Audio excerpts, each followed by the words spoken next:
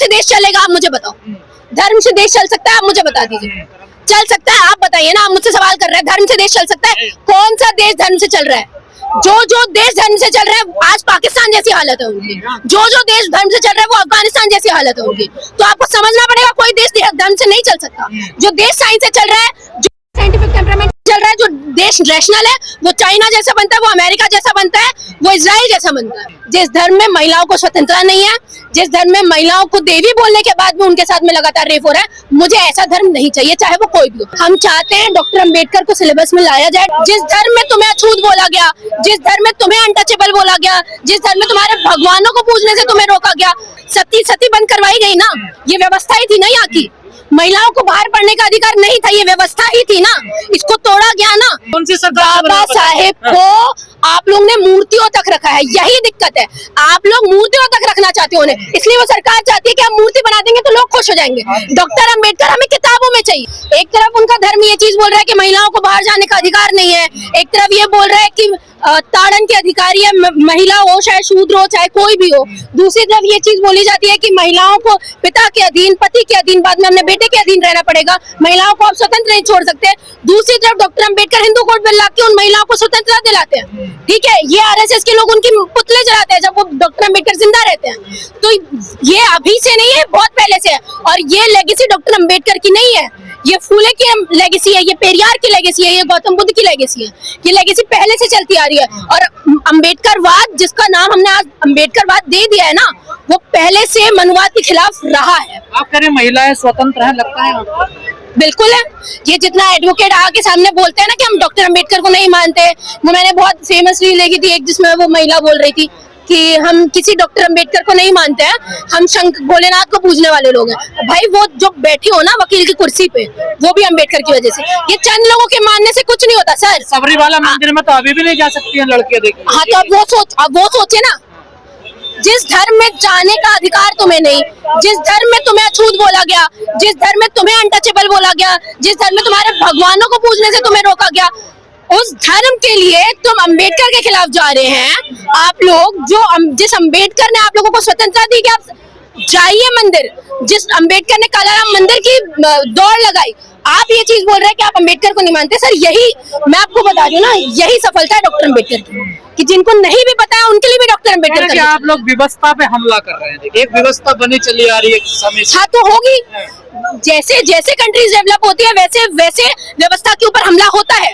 और यहाँ नहीं, पहले सती बंद करवाई गई ना, ये व्यवस्था ही थी ना यहाँ की। महिलाओं को बाहर पढ़ने का अधिकार नहीं था, ये व्यवस्था ही थी ना, इसको तोड़ा गया ना।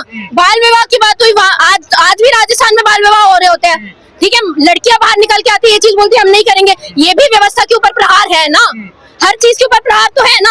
ज्योतिबा फुले ने जब अपना सत्यक सोदर समाज बनाया था, उसमें ये चीज बोली थी कि हम अपने लोगों की मैरिज करवाएंगे, ब्राह्मणों को से एक्सक्लूड कर दिया गया था, वो भी हमला था। तो हमला होता है सर, और जहाँ जहाँ रैशनल थिंकिंग है, जहाँ जहाँ साइंटिफिक टेम्परामेंट की बात है, वहाँ वहाँ हमला होगा और लगातार होगा। अगर परंपराओं पे या व्यवस्था पे हमला होगा तो उससे कहा जा रहा है कि हानि होगी। धर्म से देश चलेगा? आप मुझे बताओ, धर्म से देश चल सकता है? आप मुझे बता दीजिए, चल सकता है? आप बताइए ना, आप मुझसे सवाल कर रहे हैं धर्म से देश चल सकता है? कौन सा देश धर्म से चल रहा है? जो देश धर्म से चल रहा है आज पाकिस्तान जैसी हालत है उनकी, जो देश धर्म से चल रहा है वो अफगानिस्तान जैसी हालत है उनकी। तो आपको समझना पड़ेगा कोई देश धर्म से नहीं चल सकता। जो देश साइंस से चल रहा है, जो साइंटिफिक टेम्परामेंट चल रहा है, जो देश रैशनल है, वो चाइना जैसा बनता है, वो अमेरिका जैसा बनता है, वो इजराइल जैसा बनता है। समझना पड़ेगा आपको चीज, कोई देश धर्म से नहीं चल सकता। और इस देश की बुनियाद भी धर्म से चलने लायक नहीं है। और धर्म की हानि होगी तो दिक्कत होगी, होने दो, उनको फर्क पड़ना चाहिए। आपको कोई फर्क नहीं? मेरे को, मुझे नहीं पड़ता। जिस धर्म में मैं शूद्रों की, दलितों की बात भी नहीं कर रही हूँ, क्योंकि मैं खुद दलित कम्युनिटी से आती हूँ, मुझे पता है क्या होता है। मैं महिलाओं की बात कर रही हूँ। जिस धर्म में महिलाओं को स्वतंत्रता नहीं है, जिस धर्म में महिलाओं को देवी बोलने के बाद भी उनके साथ में लगातार रेप हो रहा है, मुझे ऐसा धर्म नहीं चाहिए, चाहे वो कोई भी हो। और हर एक धर्म महिलाओं के विरोध में बना गया है, ये महिलाओं को भी नहीं पता। और सबसे ज्यादा महिलाएं पूछती हैं, सबसे ज्यादा महिलाएं देवी देवताओं को मानती हैं। घर में सर पाखंड के अंदर ना महिलाएं लेके जाती हैं, पति कितना भी समझाए। जिन लोगों पे आप आरोप लगाती हैं मौजूदा सरकार, वो तो महिलाओं के लिए सबसे ज्यादा काम क्या करती है? देखिए अब आरक्षण ला रहे हैं 33%, लागू कब होगा? वही तो आप सेशन बुला रहे हैं, स्पेशल सेशन बुला रही है सरकार। अरे तुमने ये बोला कि हम पास करवा देंगे, मेजोरिटी के साथ में विमेन रिजर्वेशन बिल पास हुआ, इम्प्लीमेंट करने में कौन सा डर था तुम्हें? तब भी नहीं हुआ, अब भी नहीं हुआ। और यही सरकार है ना सरकार ने कहा परिशीलन होगा ना, तभी तो होगा। तो करवाओ ना भाई, कौन बोल रहा है? इतने साल तुमको इलेक्शन के टाइम में सब कुछ याद आता है क्या? इलेक्शन आने वाला है यूपी में, तुम्हें तभी ये सब कुछ याद आ रहा है? हमने तो हाथ पकड़ के रोका नहीं है किसी सरकार को कि तुम मत करो कुछ। इस सरकार ने ये भी चीज बोली कि बेटी बचाओ बेटी पढ़ाओ, बोली गई। कितनी बेटियां बच गई, कितनी बेटियां पढ़ गई? सरकारी स्कूल तुम बंद करते जा रहे हो जहाँ पे लोग पढ़ रहे थे। हाँ, लड़कियों का रेप यूपी में सबसे ज्यादा हो रहा है, क्राइम अगेंस्ट वुमेन सबसे ज्यादा है यूपी में। तुम्हारी एनसीआरबी के डाटा बोल रहा है यही ना? सरकार है ना जो बाबा साहब को देखिए उत्थान कर रही है उनका। बाबा साहेब को आप लोग ने मूर्तियों तक रखा है, यही दिक्कत है। आप लोग मूर्तियों तक रखना चाहते हो उन्हें, इसलिए वो सरकार चाहती है कि हम मूर्ति बना देंगे तो लोग खुश हो जाएंगे। डॉक्टर अंबेडकर हमें किताबों में चाहिए, लाओ उनका सिलेबस। कोलंबिया यूनिवर्सिटी में उनका वेटिंग फॉर वीजा सिलेबस में है ना, यहाँ पढ़ाया जाता है। आप मुझे बताइए, डॉक्टर अंबेडकर का Hindu code bill, doctor Ambedkar ने लेबर लॉ जितने भी लाए थे, डॉक्टर अंबेडकर ने आरबीआई बनाई, डॉक्टर अंबेडकर की थीसिस, डॉक्टर अंबेडकर के डैम्स का निर्माण किया, जो आज सारी चीजें बोल रहे हैं, इलेक्ट्रिसिटी, हर चीज डॉक्टर अंबेडकर ने दी। तुम कितना आके ये सारी चीजें बता रहे हो, ये बताओ। क्या ये सरकार बता रही है? ये सरकार तो एनसीईआरटी से डेटा ही खत्म करती जा रही है। पिछली सरकारों ने दबाया बाबा साहब को, उनको बुलाने की कोशिश की गई। हम बाबा साहब को घर घर तक पहुंचा रहे थे। क्या कर दिया घर घर तक पहुंचाने के लिए? मूर्तियां पहुंचा दी। ग्वालियर हाईकोर्ट देश भर में छुट्टी है, उससे क्या हो गया?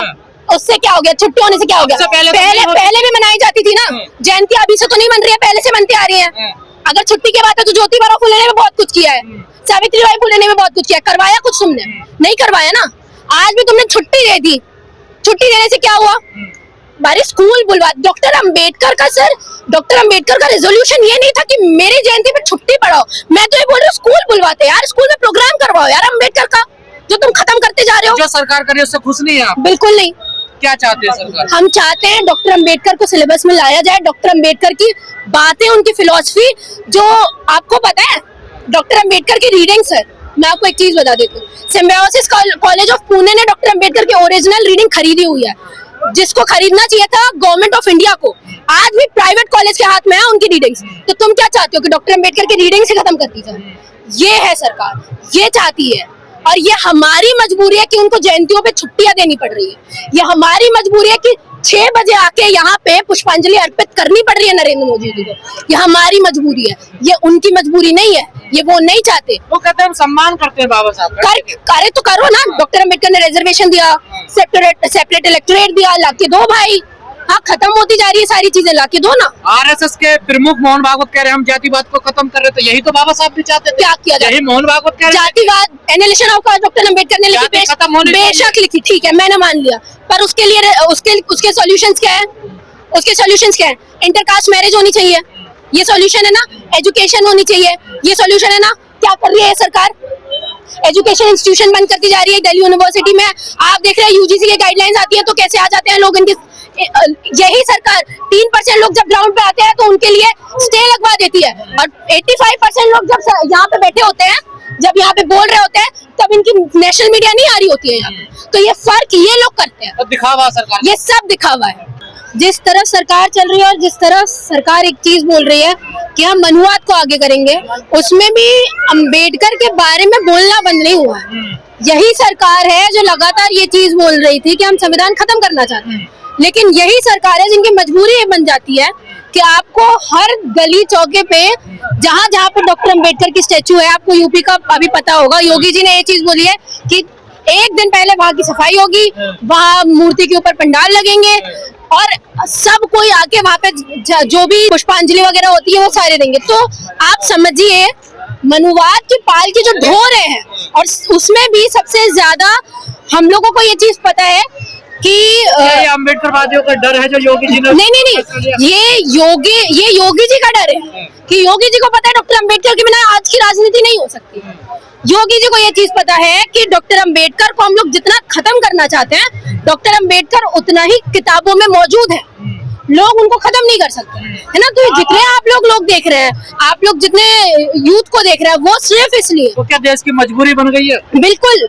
मैंने एक चीज बोली थी और वो लाइन बहुत ज्यादा फेमस हुई थी कि आज देश की मजबूरी है डॉक्टर अंबेडकर को मानना। तुम चाहते हो नहीं चाहते हो तो भी मानना पड़ेगा, और तुमको ऐसा लगता है कि तुम अपने धर्म के बारे में यहाँ पे आके बात करोगे और तुम्हारे धर्म से ये राष्ट्र चलने वाला है? बिल्कुल नहीं चलने वाला।